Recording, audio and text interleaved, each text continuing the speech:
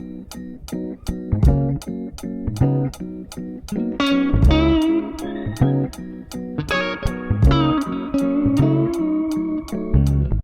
Cancer, and welcome to your October 2024 horoscope.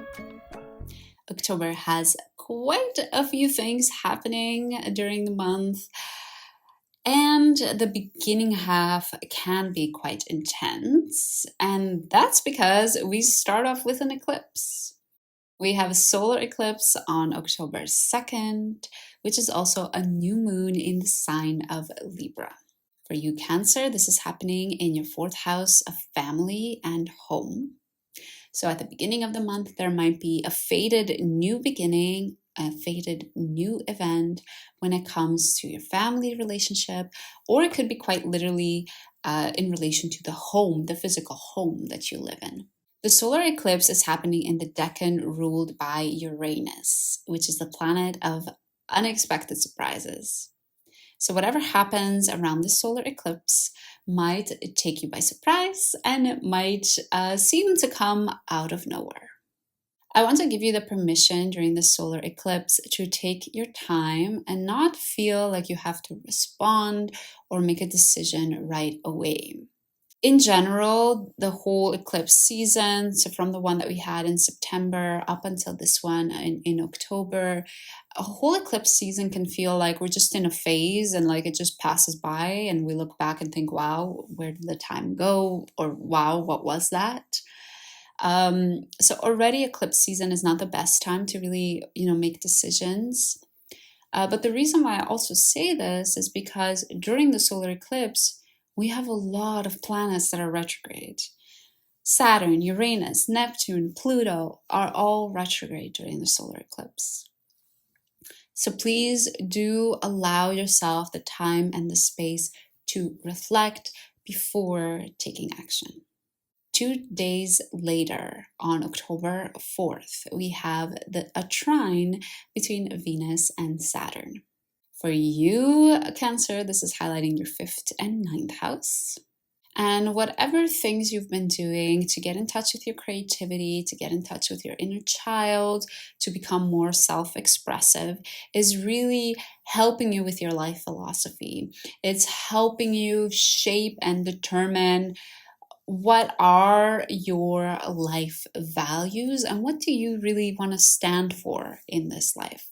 And then we have a couple of interesting days, and more specifically, October 9th and October 11th. And what happens on these 2 days is that we have two planets that are changing the direction of their movement. And of course, I gotta give a disclaimer. The planets don't actually change the direction of their movement, but when we look at them from our perspective here on Earth, it appears as if they change movement.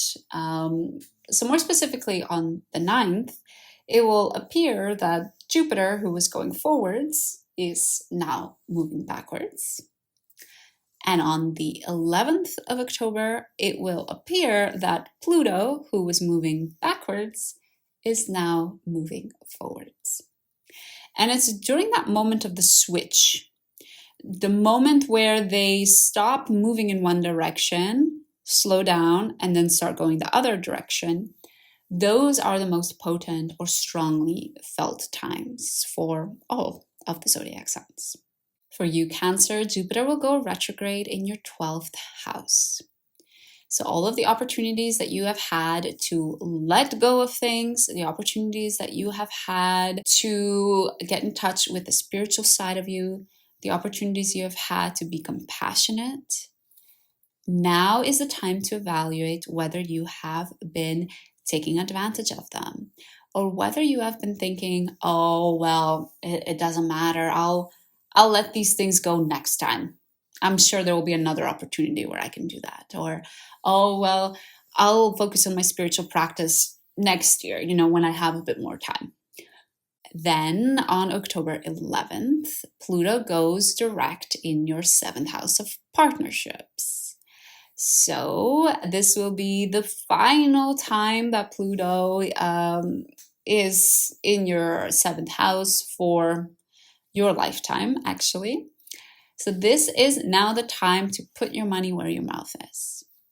When it comes to relationships, have you really learned the purpose that a stable, loving, equal partnership can bring to your life? Have you really been able to put into action what it means to be in a partnership, what it means to be a partner? Later in the month, on October 13th and 14th, we might all be feeling very optimistic. We might have grandiose ideas, and we might be feeling like, damn, the world is our oyster. This is because we have the Sun trine Jupiter. However, I do have to mention that on these 2 days, we also have two other, a little bit more difficult aspects.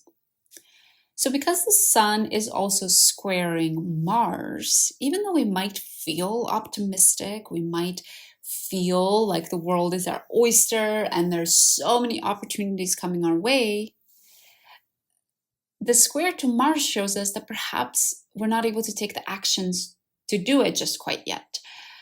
Our courage, our drive, our passion might not be there quite yet in order to make those ideas a reality. On these 2 days, we also have an opposition between Venus and Uranus. And it's further showing us that even though we have these amazing ideas, innovative ideas, exciting ways to break with the status quo, to do something different, at the same time, there's a part of us that maybe feels a bit sentimental, a part of us that likes the comfort of today, likes the harmony of the way things are today, how things are simple, how all of our relationships are just settled in a perfect way, and we might not want to disrupt that. So even though on the outside, these 2 days, 13th and 14th, might look like an amazing time, feeling really good and optimistic, I do want to give a word of caution to just be careful of how much risk you take on these 2 days. On October 17th, we have a full moon in the sign of Aries. For you, Cancer, this is happening in your 10th house. So the moon is in your 10th house and the sun in your 4th. And because these are angular houses, you might be one of the zodiac signs that feels this full moon quite strongly. And what could be happening is that you are able to see your career in a way that you have never been able to see it before. It's like it's crystal clear, and you're able to understand it and just make sense of it and what has been happening there lately. During this full moon, we also have a sextile between Venus and Pluto. For you, they are in your 5th and 7th house. So this new realization, this new vision, this new understanding that you have about your career is somehow also related to your partner, and is somehow also related to your own self-expression and creativity. And honestly, this could manifest many different ways. It could be that the power and purpose and meaning that you are cultivating in your relationship is also translating positive towards your career. It could be that because you feel like you have this really purposeful thing going with your partner, that you're also able to really become yourself even more, to really express yourself unapologetically, the way a child would express themselves. A day later, on October 18th, Venus enters Sagittarius, or your 6th house. You might find yourself quite focused on your routine, your body, your sleep, your diet, and specifically, you might be focused on making it more beautiful. If I had to think of a bit stereotypical way that this can manifest, it's like buying the new water bottle so that you can make sure you stay hydrated. Buying the beautiful linen bed sheets so you make sure that you feel like excited to go to bed and go to sleep. But if we are to go on a more deeper level, this could just mean being more excited and more in tune with what it means to take care of your health and just in general your physical body. Then on October 22nd, there is a square between the Sun and Pluto. This will be intense, but it will be fast. And because it will be fast, it will not be an event that's going to change the trajectory of our entire life, but instead just something that will probably impact us for a couple of days, maybe at most a couple of weeks. For you, Cancer, this is highlighting your 4th and 7th house.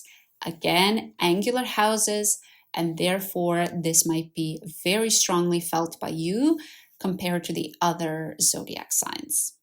And what it means is that there is some tension. There is some tension between your partner and your family. There is some tension between the way you show up with your responsibilities towards your partner versus towards your responsibilities or with your responsibilities towards your family. Maybe there is a bit of a tension between your literal home and your partnership. This could be like your partnership requiring you to move where you live, to move to a new place, to continue to be with your partner. Then on October 23rd, I told you the square with the Sun and Pluto is not going to be long because on October 23rd, the Sun literally enters a new sign, the sign of Scorpio, or your 5th house, Cancer. So from the 23rd onwards, you might feel like you want to spend more time being creative, just more time having fun, maybe more time going to parties, dressing nicely, eating delicious foods, and just enjoying the pleasures of life. All right, we're almost there. 2 more transits to talk about in the month of October, Cancer. On October 24th, we have a sextile between Mars and Uranus. And even though I mostly don't talk about sextiles too much in the horoscopes, a lot of the times they're quite easy to miss because they're quite gentle and sometimes underneath the surface. This one I wanted to talk about because it's with 2 very strong planets, Mars and Uranus. For you, Cancer, this is happening between your 1st and your 11th house. So you have been quite courageous in stepping into your identity, bold in who you are, what you stand for, maybe even bold in how you dress, with your hair, with your makeup. And this is somehow translating really well in the way your community perceives you or your friends perceive you. And it allows you to still have this sort of feeling of belonging and this feeling of community, but also continue to be your own independent, unique individual as well. We end off the month on October 28th with a square between Venus and Saturn. So I know we're ending it off a bit tense. It's not such a positive aspect to end off the month, but I know that you got this, Cancer. For you, this is highlighting your 6th and 9th house. And we see somehow that your life philosophy, your values, maybe even the amount of travel you're doing or the courses that you're taking, the learning you're doing, is somehow holding you back from your ideal routine, is somehow holding you back from perfecting your health, your diet, your sleeping schedule. And another way that this could also manifest is that the time you're putting into your routine and into really sort of perfecting the diet, the hydration, is translating in the other way, making it more difficult for you to focus on the larger picture, to focus on, okay, but like, what are my overarching life vision or life values? So it's a bit of this idea that you're stuck in the weeds, stuck in the very minute, granular things, and it's making it a bit difficult for you to keep an overview of what actually matters and your actual values that you stand for. So overall, Cancer, we have quite a bit of a relationship focus in the month of October, not just with your partner, but also with your family. And then, of course, we see some interesting things happening with your career, with your self-expression, and with your routine and your health. So you definitely got plenty going on, Cancer. Thank you for joining me, and I hope this horoscope helps you for the month ahead. And don't forget, if you want more, you want to know more about that eclipse at the beginning of October, you can always refer back to the live that I did on eclipse season. It's an hour long, so there's plenty of details in there. Thanks again, Cancer, and I hope to see you again soon.